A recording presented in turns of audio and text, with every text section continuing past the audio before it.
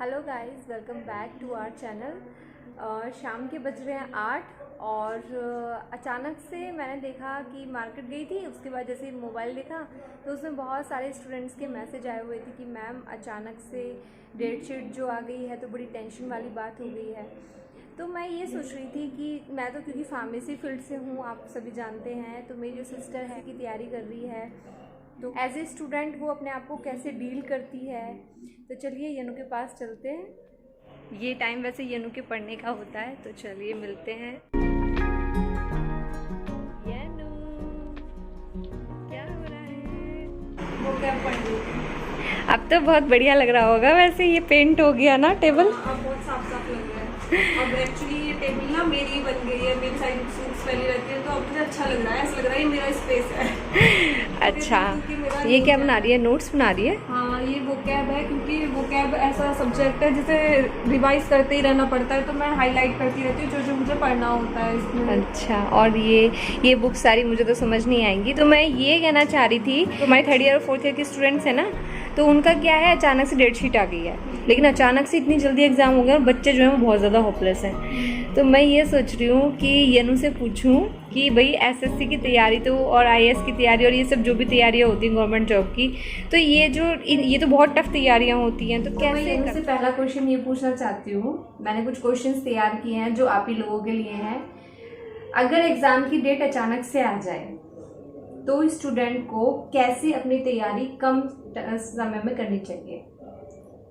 सबसे पहले तो अगर एग्जाम की डेट आपका, क्योंकि हमें पता नहीं होता कब एग्जाम की डेट आ जाए, तो उसके लिए हम पहले से ही अपना प्रिपरेशन करके चलते हैं। बट अगर एकदम से एग्जाम की डेट आ जाए तो मैं जो मैंने प्रिपेयर कर चुकी हूँ उसको मैं रिवाइज करूंगी और मैं कुछ भी नया पढ़ने से बचूंगी। बट अगर मुझे तब भी ये लगता है कि कुछ इंपॉर्टेंट टॉपिक्स मेरे रह गए हैं तो मैं उन्हें क्विकली रिवाइज करूंगी और डीप में ना जाके उन्हें ऐसे ही शॉर्ट नोट्स में रिवाइज करके मैं अपना एग्जाम। मेरा क्वेश्चन ये है जो घर बैठे बच्चों के लिए सबसे ज्यादा है। सेकंड क्वेश्चन ये है कि सडनली अगर आपके घर में गेस्ट आ जाते हैं, पेरेंट्स कोई काम बता देते हैं, तो फिर उस टाइम में क्या लोड फील नहीं होता कि आज का हमारा टारगेट तो पूरा ही नहीं हुआ? नहीं, लोड फील होता है, क्योंकि हम घर पे रहते हैं। क्योंकि मैं जैसे घर पे प्रिपरेशन करती हूँ, ऑनलाइन प्रिपरेशन कर रही हूँ, तो घर पे हमें कोई ना कोई काम बताता रहता है। मम्मी भी कभी कुछ ना कुछ बताती रहती है और ऐसा नहीं है कि हम उन कामों से भाग सकते हैं, हमें वो करने भी पड़ते हैं। बट उसके बावजूद भी मैं अपनी कोशिश करती हूँ कि आज जो मैंने अपना टारगेट बनाया है उसे मैं, चाहे मुझे रात को देर रात तक पढ़ाई करनी पड़े, बट उसे मैं डिले नहीं करती, कल के लिए नहीं टालती। मैं उसे आज ही कंप्लीट करके सोऊंगी, चाहे उसे मुझे कितना भी टाइम लगे। तो ऐसा वैसे डेली नहीं होता कि डेली कोई ना कोई गेस्ट आ जाए, हम अपना जो टाइम रखते हैं उसमें हम अपनी प्रिपरेशन कर पाते हैं। बट अगर बाई चांस कोई हमें ऐसा काम दे देता है तो मैं उसमें अपना फिर देर रात तक उस टारगेट को पूरा करती हूँ। तो मतलब सजेशन ये है कि टारगेट जो है उससे आपको बचना नहीं है, वो पूरा आपको करना ही। क्वेश्चन है जो बहुत ज्यादा इम्पोर्टेंट है। मान लीजिए कि तेरे को कोई हेल्थ इशू हो जाता है, या फिर कभी कभी स्टूडेंट इतने नर्वस हो जाते हैं उसकी वजह से भी तबीयत खराब हो जाती है। तो ये जो हेल्थ इशू होता है, या फिर मतलब मान लीजिए कि पढ़ाई की स्ट्रेस की वजह से नहीं, आपको जनरली फीवर आ गया, गर्मी इतनी हो रही है तो कुछ भी हो सकता है, तो हेल्थ इशू जैसे हो जाता है, तो मान लीजिए 2-3 दिन आपके खराब हो गए और आपके पास थे ही 15 दिन, तो फिर कैसे तू अपने आप को लोड में मतलब मैनेज करेगी ये सारी चीजें? पहली बात तो कि हेल्थ जैसे जो इशू है वो हमारे हाथ में नहीं है, बट फिर भी अपने आप को हमें पूरी केयर के साथ प्रिपरेशन करनी चाहिए, क्योंकि सबसे पहले हेल्थ ही है, हमें हेल्थ का पूरा ध्यान रखना चाहिए। बट अगर फिर भी ऐसा कुछ होता है कि हमारी हेल्थ खराब हो जाती है, तो मुझे लगता है कि फिर सबसे पहले आप अपने आप को रेस्ट दीजिए, क्योंकि अगर हम तब भी लोड लेते रहेंगे तो ना तो हम अपनी हेल्थ सुधार पाएंगे और ना ही अपनी प्रिपरेशन कर पाएंगे।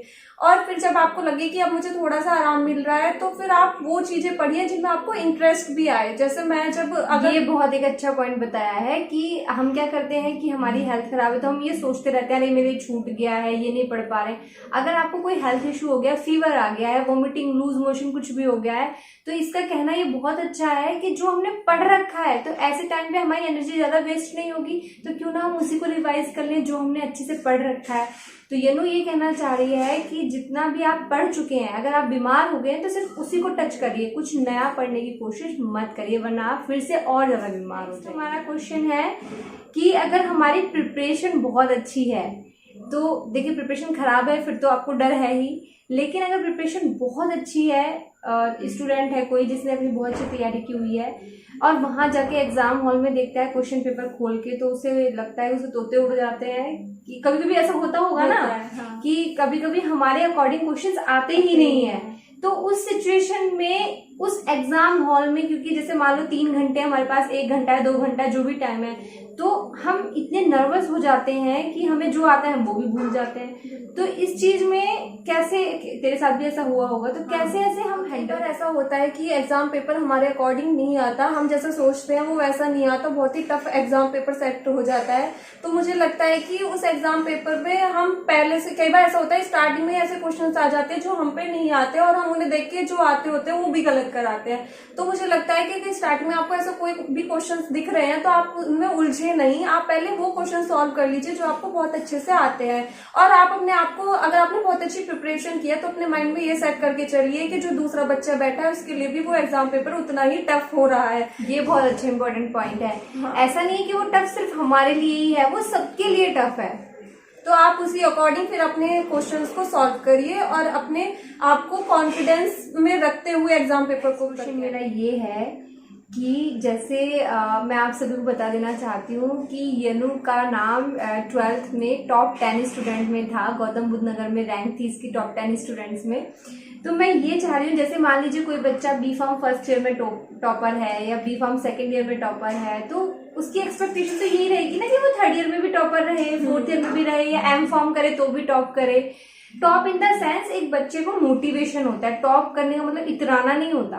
टॉप का मतलब, जैसे मैं भी हमेशा टॉप लिस्ट में ही आ जाती थी, तो इसका मतलब ये नहीं है कि मेरे को बहुत प्राउड फील होता था, लेकिन हाँ, हम मोटिवेशन में रहते हैं कि हम जिस तरीके से तैयारी कर रहे हैं वैसा रिजल्ट आ रहा है।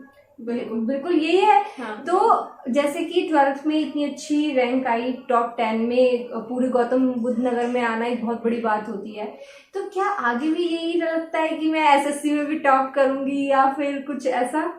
हाँ देखो, जब हम शुरू से टॉपर्स में रहते हैं तो कहीं ना कहीं माइंड में वो चीजें सेट होती है कि हमारा जो नाम है वो टॉपर्स में हो। बट जहाँ भी हम गवर्नमेंट जॉब की प्रिपरेशन करते हैं तो वो एक ऐसी लाइन होती है कि हाँ, हम जरूरी नहीं कि हम टॉपर्स में रहे, बट मैं अपने माइंड में ये सेट करके चलती हूँ कि मैं अपना बेस्ट दूं, अपनी प्रिपरेशन बहुत ही अच्छे तरीके से करूँ और बाकी जो होगा फिर वो भगवान के हाथ में है। अच्छा, अगर मान लो ऐसा हो जाए कि मतलब टच वुड, मैं चाहती हूँ कि नंबर आ जाए 100% आए, लेकिन कभी कभी होता है कि टॉप तो छोड़ो, हमसे वो एग्जाम ही नहीं निकल रहा है। ऐसा भी तो हो ही सकता है ना। हाँ। कि हम तैयारी तो कर रहे हैं ना, पता चले हम सेलेक्ट ही नहीं हो रहे, हमें काफी टाइम हो गया लंबा, हम सेलेक्ट ही नहीं हो रहे। तो मान लो कि अगर ऐसी सिचुएशन आती है तो उसके बाद लाइफ को कैसे देखेंगी? हाँ देखो, वैसे गवर्नमेंट जॉब एक ऐसा, मतलब कि आप अगर गवर्नमेंट जॉब के लिए प्रिपरेशन चूज कर रहे हो तो आपको काफी पेशेंस होना चाहिए आप में। ऐसा नहीं है कि आपने 1 साल 2 साल 3 साल तैयारी करी और छोड़ दी। अगर आप उस लाइन में जा रहे हो तो फिर अपना बेस्ट दो, और ये भी नहीं है कि आप एक पैर उधर भी रखो एक पैर उधर भी रखो। अगर आपने कोई अपना एम निश्चित किया है तो आप उस लाइन में अपना बेस्ट दीजिए, और फिर अगर आपका नहीं होता है तब आप अपने लिए कुछ और फिर अपने आप को ये कह के मोटिवेटेड रखिए कि शायद फिर आपके लिए और भी कुछ बेस्ट बना हुआ है, तो आप फिर दूसरे फील्ड में जाने की डिसाइड कर सकते हैं। ये मैं हमेशा कहती हूँ सारे स्टूडेंट को एज ए टीचर कि अगर आप किसी एग्जाम में क्लियर नहीं कर रहे हैं या फिर किसी चीज में फेल हो रहे हैं तो इसका मतलब भगवान ने हमें उसके अलावा किसी अच्छी चीज के लिए बनाया है ना। अगर कोई चीज आपको नहीं मिल रही है, इसका मतलब भगवान चाह रहा है कि आप उससे दूर रहें, क्योंकि आपको आगे नहीं पता ना फ्यूचर में वो लाइफ वहां पर कैसी है। हम बस तो अभी का फ्रूट देख रहे हैं, तो हमें क्या है, आगे की सोच हमें नहीं पता है। तो भगवान ने तो शायद सब कुछ देख रखा होता है, तो भगवान कहता है ये आपके लिए डिजर्विंग नहीं है, तो वो आपके लिए वो लाइफ से हटा देता है। हमें उस पर दुख तो होता है, लेकिन हमें उसे एक्सेप्ट करना चाहिए। और मैं एक बात और कहना चाहूंगी कि अगर हम बार बार किसी चीज में फेल होते हैं तो मुझे लगता है कि फेलियर्स जो होते हैं वो सक्सेसफुल लोगों से ज्यादा अच्छा सीख लेते हैं। मुझे लगता है कि जैसे इन्होंने बोला अभी कि फेलियर, तो जो इंसान ज्यादा फेल होता है वो उतने स्ट्रॉन्ग भी होता चला जाता है। बिल्कुल, वो मेंटली भी स्ट्रॉन्ग हो जाता है। नेक्स्ट क्वेश्चन है वो ये है कि जैसे कुछ बच्चे अभी बी फॉर्म के बाद में कुछ एम फॉर्म नहीं करेंगे, तो जैसे यनु ने भी ग्रेजुएशन की 2019 में और उसके बाद में फिर मास्टर्स ने की, तो क्या माइंड डिस्ट्रैक्ट नहीं होता कि हम अब मुझे मास्टर्स कर लेनी चाहिए या फिर मुझे गवर्नमेंट जॉब की तैयारी छोड़ के प्राइवेट में चले जाना चाहिए, सभी अर्न कर रहे हैं, ऐसा विचार नहीं आता मन में?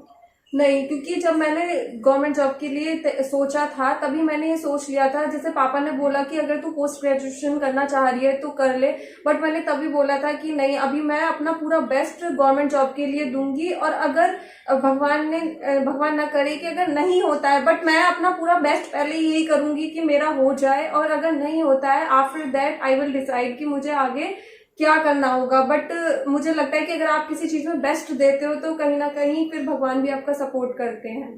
तो स्टूडेंट्स, आज का ब्लॉग जो था वो आप ही के लोगों के लिए था। बहुत सारे स्टूडेंट्स परेशान भी हैं। मैं कहती हूँ बिल्कुल परेशान होने की ज़रूरत नहीं है। जो टाइम आपके पास है, जितनी यूनिट आपने पढ़नी है, 5 यूनिट का हमारा AKTU का सिलेबस होता है। ये को नहीं पता है क्योंकि वो गौतम बुद्ध यूनिवर्सिटी से पढ़ी है। तो हमारे यहाँ 5 यूनिट का होता है। तो उसमें क्या है, बच्चों की अभी हॉस्पिटल ट्रेनिंग वगैरह का भी सीन था, तो उसमें 1, 2 या 3 यूनिट हो पाई है इनकी। तो बाकी यूनिट रह गई है, रिविजन करें या फिर नई तैयारी करें। होप सो कि आज का ब्लॉग आपको अच्छा लगा होगा। और अगर कोई और भी क्वेश्चन आप पूछना चाहते हैं मुझसे या मुझसे तो आप कमेंट कर सकते हैं। तो मिलते हैं नेक्स्ट ब्लॉग में, तब तक के लिए हैप्पी, बाय बाय।